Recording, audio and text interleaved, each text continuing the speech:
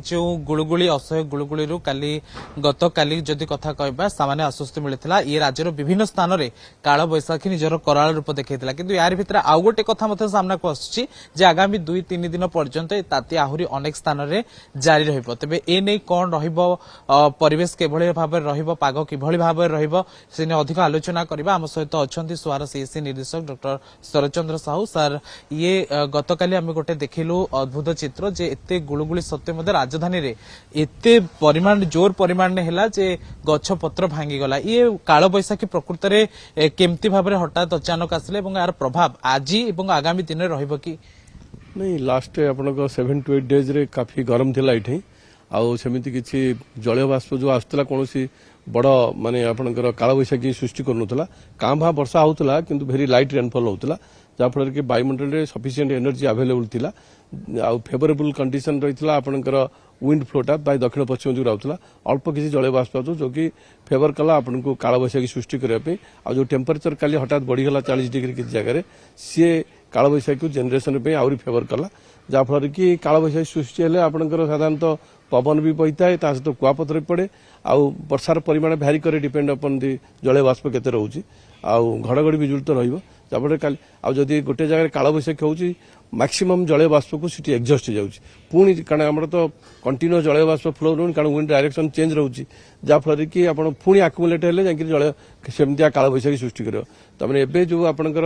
model indication करूची प्राय 11 तारीख पर्यंत आपनकर ए प्रकार गरम रहिजो जदि उपकूल रे 9 तारीख पर्यंत रहिबो बा 10 तारीख पर्यंत किंतु आभ्यंतर ओडिसा रे 11-12 पर्यंत रहिबो उपकूल रे 10 तारीख रु टेंपरेचर कमी आसीबो आउ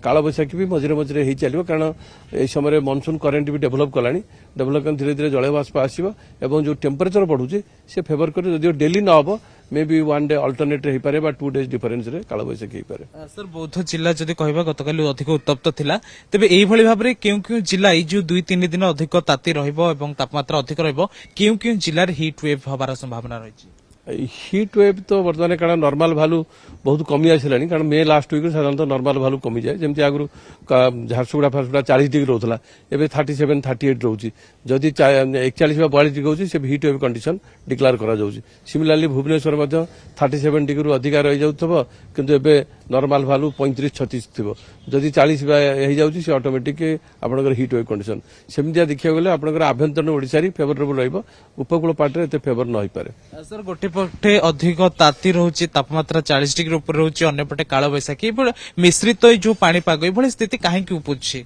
कारण ओडिशा बंगोपसागर कूलर थी दुईटा माने आपनकर सामुद्रिक आटमोस्फियर आ ओशन दुईटार इंटराक्शन रे ये प्रकार सिस्टम जनरेट करुच्ची कारण मेन हला जलय बाष्प सेटा एनर्जी दउची जोटा कि जलय बाष्पर अवेलेबिलिटी जदि अधिक रोची काले बैड वेदर होची जलय बाष्पर जदि अवेलेबिलिटी नहीं आपनकर हिट होची ए प्रकार स्थिति आ नेक्स्ट 4 to 5 डेज पर्यंत रहिबो सर जदि मौसुमी छुईला ओडिशा आउ 6 to 7 दिन भितरे तेबे प्रथमे केउ जिला को मौसुमी छुईबो बा केउठी वर्षा हबार संभावना रही जहाँ मॉडल आकलन जना पड़ी कोस्टाल ओडिशा पार्टी आसो आभ्यंतर ओडिशा में भी 4-5 दिन डिले हो पारे किंतु उपकूल ओडिशा रे प्राय 14 ରୁ 17 भितर आसी जाई पारे उपकूल ओडिशा किछि पोर्शन दक्षिण ओडिशा उपकूल ओडिशा आगामी जो खरा अछि तार स्थिति कोन रहबो एवं